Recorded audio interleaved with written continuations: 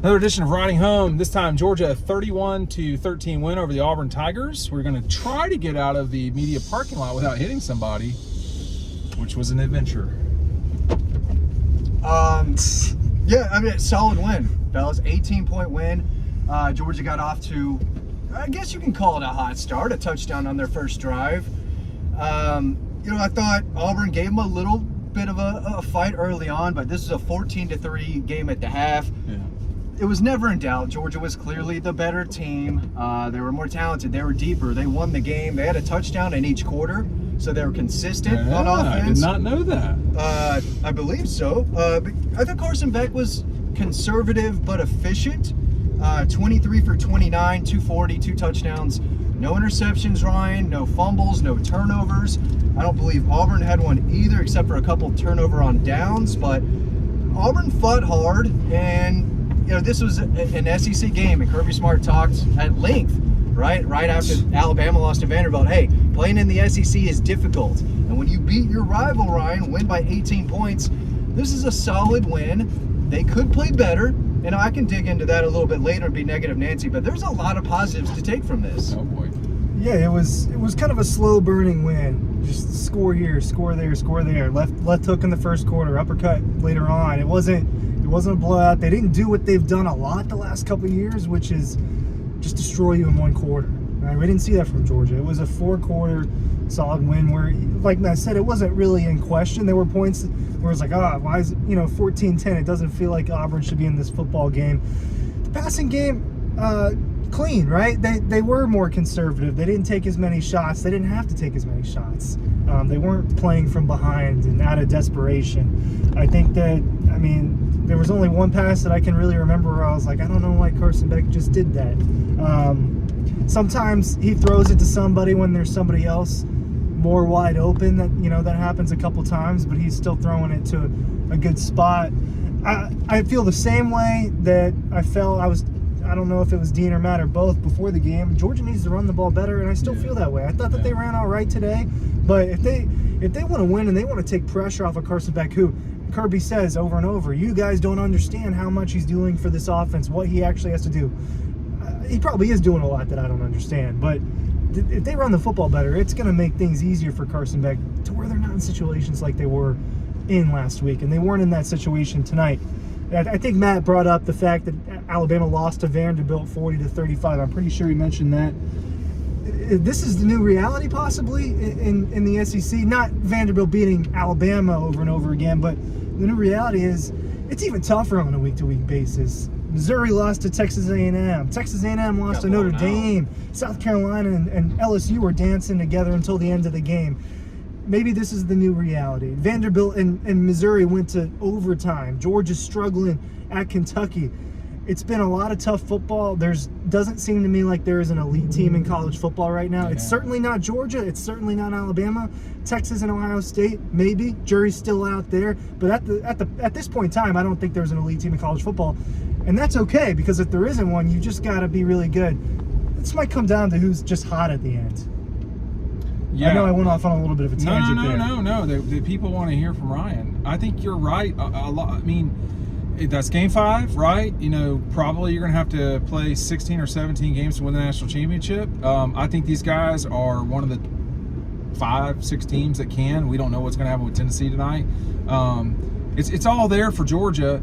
Okay, let me talk about the game first. It felt like it was 2003 or 2006 or 2004 where these guys were just slamming each other. That was just Georgia-Auburn. That was all that was. That wasn't a blowout. That was just like, this is going to be a difficult game, and this is where we're at. That's what Georgia-Auburn's like. It's a tough game. And, they got it done, man. I thought the running, it's there. It's all there. And it's all there. Do you think they don't have enough backs? No, I would like to see Nate Frazier play more. I don't know why he's not, and I'm not suggesting that I know more than the coaching staff does. I would like to see Nate Frazier play more, Matt, but because he, I asked Carson, and I'm not trying to trick Carson or anything like that. It is a general question, why don't you think Nate's playing more? And I can't remember what he even said, but he just smiled, and it's just, It's all there. I mean, what I'm trying to say about all of this is we've just played the first game of October. Wake me up when September's done, the Green Day song, Matt. Yeah. We're at that point. We know there are two teams as of the second that are undefeated in the SEC, Tennessee and Texas. We'll see if they're the best two teams in the league. I don't know.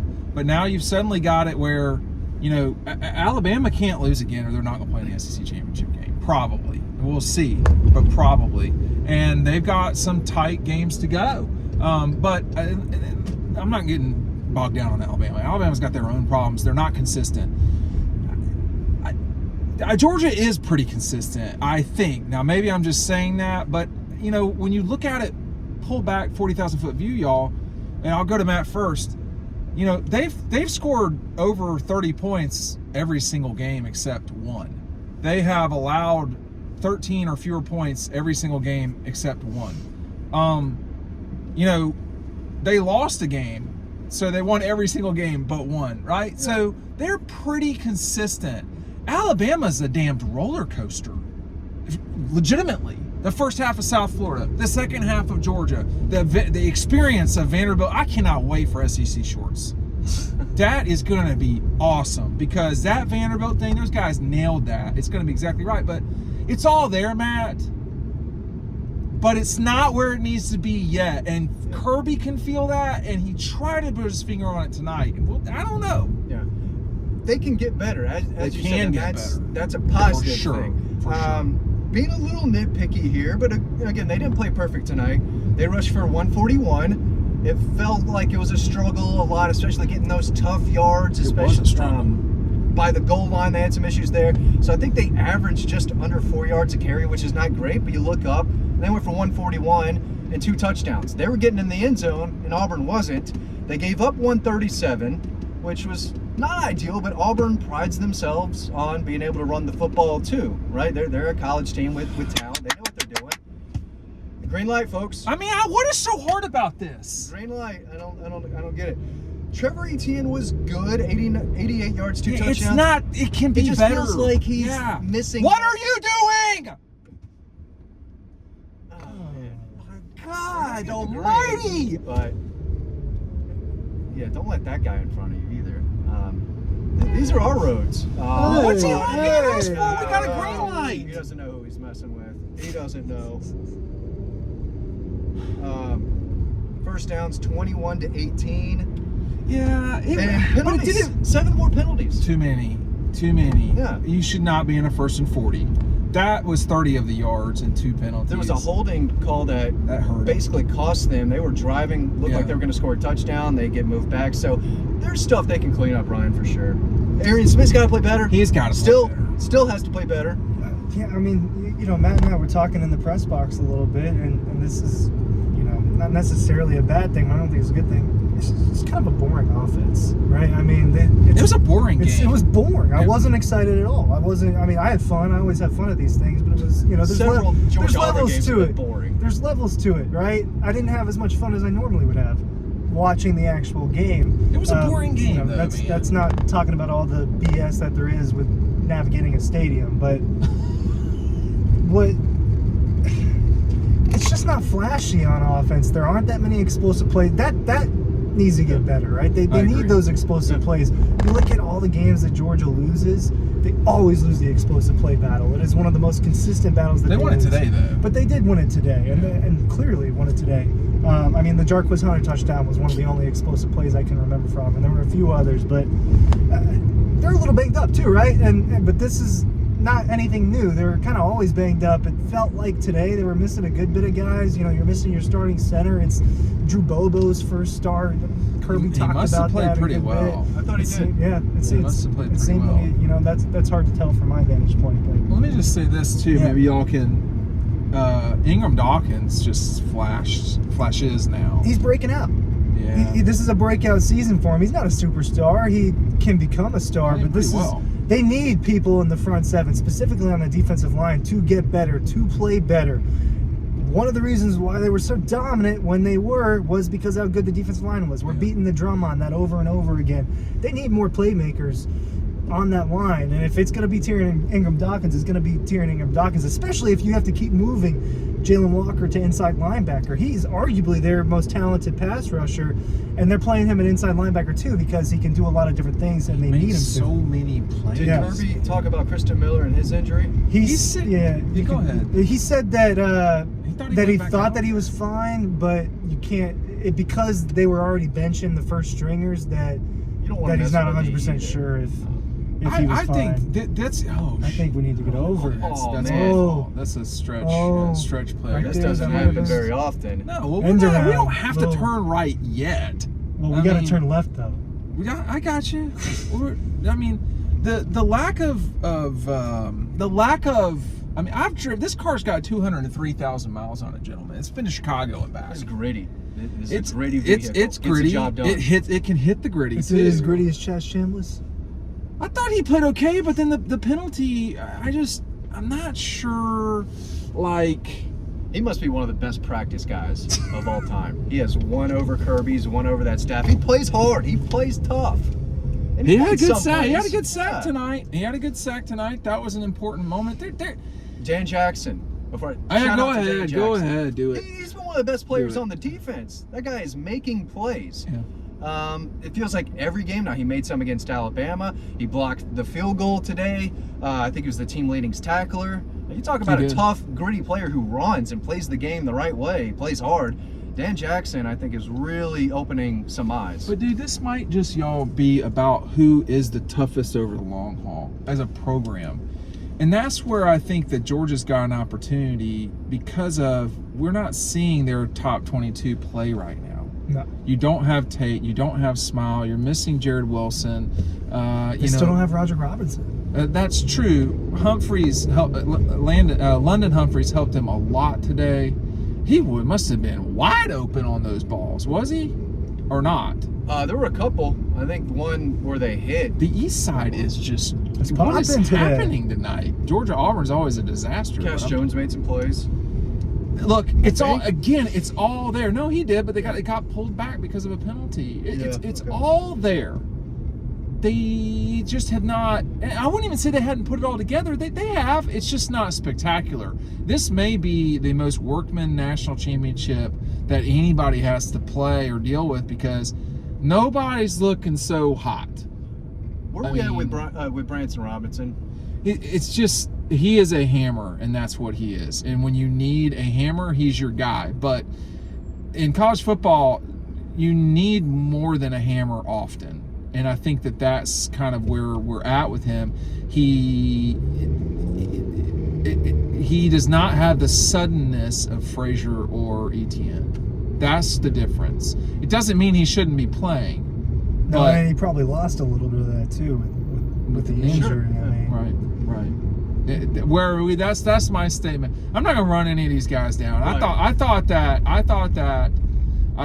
the tight ends are not making plays the way they have the capability to. I think Lawson Lucky is the playmaker. He narrowly missed that ball. That would have been a big play for Georgia. He has become their best playmaker. Oscar has just got to shake it off and get back out there. And, that ball to him was not a great ball, but... Was that his one target? I think so. He was wide open on a couple other plays where Carson should hit him. That was one of the plays Carson played pretty well, man, to be honest. It just wasn't, 400 or 500 yards. I mean, they beat him by 18. Yeah. So they beat him by 18. They kind of sawed him off slowly over time. It wasn't anything unbelievable, but think about the game in 22. That was a just not great game against Auburn in 22 either. They were up 21-3. And Robbie Ashford dropped the ball. That kind of turned the game around. I mean, Branson Robinson ran really well that day. He did. Yeah. He did. But I think I know I feel like I'm talking too much, but let me just spit this last thing out here. These teams are still being created. I wouldn't say we're in the preseason, but these teams are still being molded into where they're gonna go, Matt, and that's the challenge for Kirby and Mike, Glenn Schumann, Todd Hartley, etc. Is that they, particularly I would say Stacey Searles, he's got a job on his hands because it's been a lot of in and out on the offensive line. Yeah. they have to develop towards the end of the season, and that's going to be what this is. This has become basketball on grass. Now, y'all may have seen it better than I did, or someone watching can say it in the comment section, but I think when Xavier Truss gave up one of those early sacks, they put Monroe Freeling in. I don't know if they kept him there through the ball game. He was in there a lot. But I saw Monroe Freeling in there at right tackle. Micah Morris was at right guard. Yes. Dylan Fairchild at left guard. And Yes. then Drew Bobo was there at center. Was Green at left? Yeah. They have been mixing and matching a lot of guys there. They're trying to They need find it. with They're injuries, trying to find but it. it'd be nice if they could get a solid 5 that's with some continuity. Think about it like this, though, Matt. They just beat Auburn by 18 with 2 offensive line starters out. Yes. So, I don't know. I mean, like, Kirby, I get it, Ryan. You and I were both there. Kirby was clearly saying to the crowd in the nicest way possible, we need some more. Yeah. We need some more from y'all. We need some more. And I told you that. he's right. I don't really get it. Yeah, The crowd stunk. No, it wasn't. I don't good. get it. They're spoiled. They are. The last, or 2 years ago spoiled them. Winning back-to-back national championships. But it's quiet. It's kind of lame. It's a little, I'm not stereotyping, but we need the country club to get louder, right? You need It was not a that's good what you effort need. today. No, it wasn't. Get to your seats. Stay. Go to your seats. No, at stay as kickoff. Greeks. Man, they've been doing that for Well, decades. it's A too lot of many people of them. left without out. it. I'm It's just just- disappointing. it's It's just the disappointing Greeks. at any college football what they stadium to see that, because this is supposed to mean more than the NFL. And it's supposed to. You're not giving your team, if Georgia's your team, you're not giving them the best opportunity to cause false start penalties, which really matter. Which were 0 today, right? I think there was one, One? which really Okay. matters when it's 2nd and 2 becomes 2nd and 7.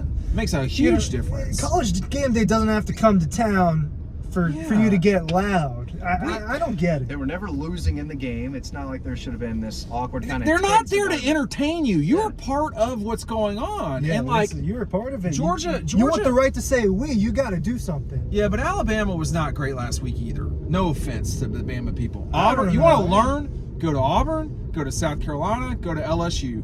Yeah. South Carolina has a terrible. It's just not great. But the fans, that place, you fear They for get your into life. it. You fear for your life at LSU. Auburn does a great job with stuff. Yeah. Georgia was struggling today, and like they're not there to entertain you. They're there. They need your help. It's so. He's right, and it does not need to revert back to the way it was when he was playing in the 90s, when Sanford Stadium was a joke in terms of crowd. It just didn't matter. And this place used to be scary like 18 months ago. Yeah. Yeah. Not right now. They've got to do better. And I don't know if the pace of the game had something to do with it, but still, 3rd downs, they got to be a lot. And it's hard to tell from the press box because it's behind glass, but I'm sitting there thinking, this crowd doesn't seem like they're fully in it. Well, it I don't was know a what's it going was on. a choppy game at the start. I was out and it was lame. It was lame. It It was. It was lame, and it's disappointing, man, because you've seen the crowd have elite moments. It's one of those things. sure. They can't do it, but it's only when they want.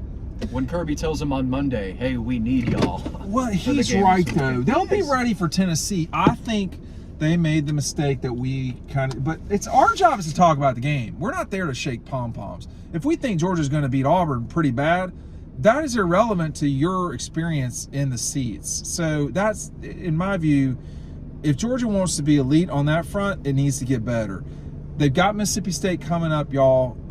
That's a game they should absolutely destroy Mississippi State. Now, with that said, you can make it even better. I mean, we saw what happened with Alabama and Vanderbilt, and then you can make it even better by making Mississippi State have a hard time communicating. Yeah, well, I don't think we're going to see that because people are going to be even less excited for next week's game. If they weren't excited for Georgia Auburn, the downtown was packed for that. It's not going to be like that way next week. No. On a 4:15 kickoff against a terrible Mississippi State team. So I don't expect that. The crowd needs to get better. The team's got to play better. But what we're seeing across the country is that nobody's consistent right now. Right. And even Texas, right? They should have beat Mississippi State by more than they did They last weren't. week. So That wasn't unbelievable. we're seeing a little bit of parity in the regular season. I don't know if we'll see it in the playoff because we don't know what a 12-team playoff looks like until we actually get to experience. But Georgia, they just got to keep clawing at it. This team's going to have to claw and fight. I don't know if it's 2019 Georgia, but It might be a It's little, not that bad. It's closer On to offense, that you're than I talking thought about? it was, but You're talking about on offense? yeah, on offense. Yeah. But That team's team just gonna have couldn't to score fight. 30, dude. They could not score 30. Yeah. No, it was. They were. bad. Woo. I agree. Shout out to all the fans that watch this, and I hear Yeah. from people all the time. You know, we love riding home. We really appreciate it. This is one of our favorite things that we do, talking about the game with everyone. But solid win, 18-point win. Your oldest rivalry in the South. You had a little feel of that Georgia-Auburn in the first half, but Georgia came out on top. There was never any doubt. I think it's a solid, impressive win. They didn't cover the 24, but that's a lot of points. That's still a solid win and about the game that a lot of us expected. All right, Georgia and State next week. Thanks for watching. We'll see you on the next video.